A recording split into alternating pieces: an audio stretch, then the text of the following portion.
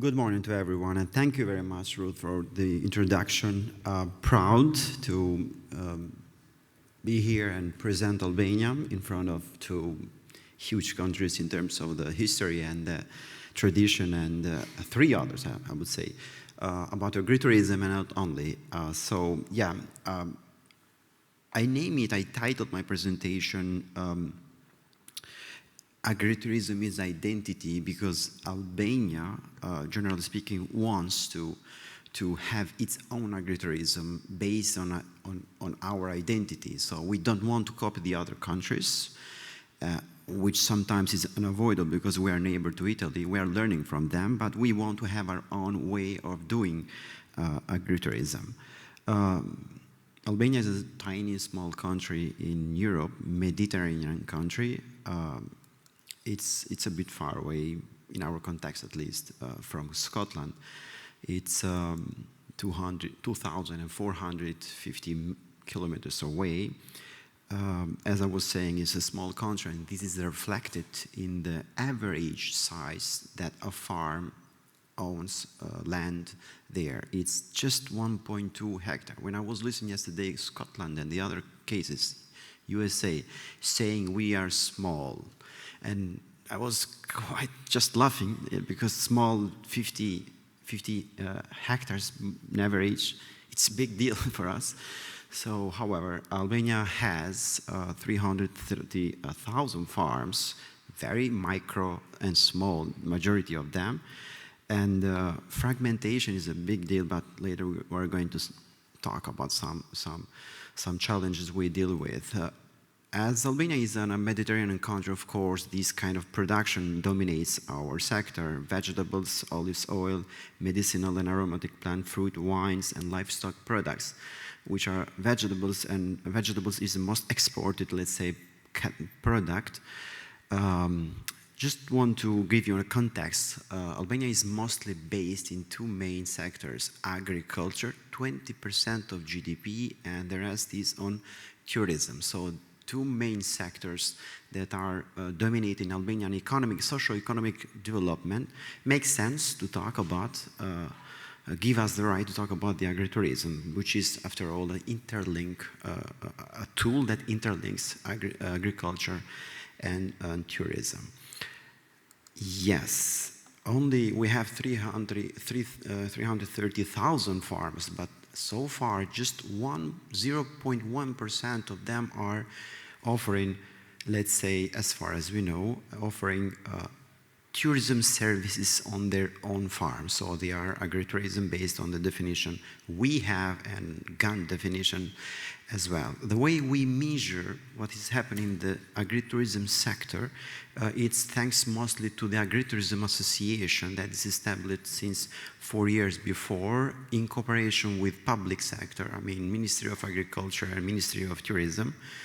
And so far we have just 100 officially registered agritourism, because in Albania there is a law since 2015 where it was mentioned, the definition of agritourism. In 2018 then was a dedicated law to agritourism, and things are more clear. And on the ground, in reality in Albania there are 300 agritourism operating.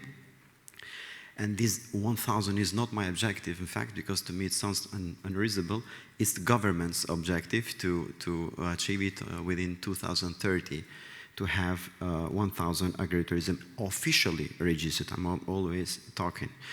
In order to know a bit more the agritourism sector, just before I start with these figures, also tourism is a huge, let's say, and powerful tool for economic development in Albania. We are 2.8 million people, the population of Albania, half of Scotland, and we last year hosted 14 million, let's say, international visitors. So tourism is taking place let's say, the first role, the most important one, becoming as agriculture is. So coming back to the agritourism sector, each agritourism employs around permanent and 8 seasonal workers. This is very important because the average of employees per SMEs in Albania is 6.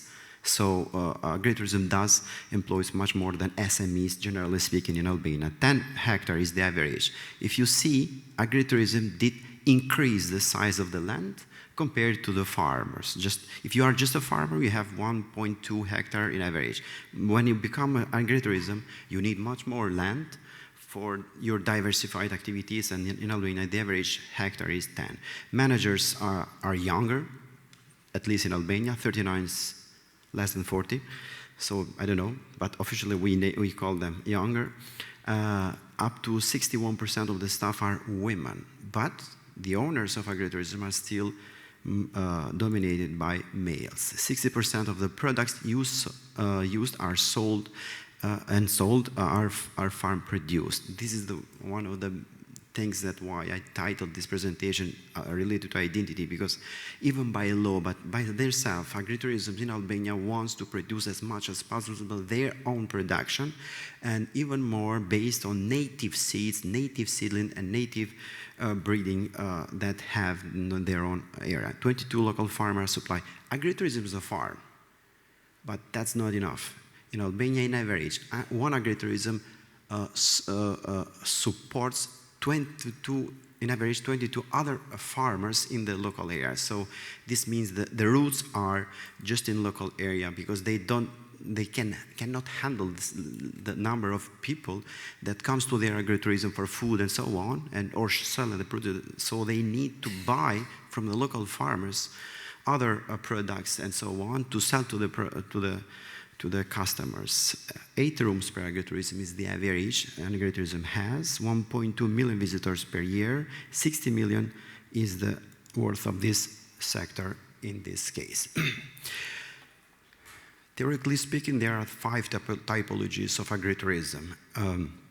But in Albania, for the moment, we do not have the classifications of different typologies that dominates. But generally speaking, in Albania, agritourism is dominated by farms, small ones that their own production is very important. So, agriculture producer that has been complemented by tourism services. We do have a law since, as I was saying, 2015, but the dedicated law to agritourism was designed in 2018, and we have a definition, and we say that agritourism, the law says that agritourism is a hospitality activity carried out on a farm or another agriculture unit with the purpose of attracting visitors, often by enabling them to participate in agricultural activities or other supporting activities taking place within that agriculture environment. So the term agriculture is mostly used. As I was saying, the legal framework, but when the legal framework came out, the government did provide some incentives in terms of fiscal. So VAT, it was reduced from 20 to 6. Net profit taxes from 15 to 5. And each one who wanted to invest in agritourism was excluded in terms of the taxes for permit for construction. Agritourism was and it is in fact part of the national schemes, grants, not only subsidies, but grants for investments as well, was advantaged, let's say, through the scheme.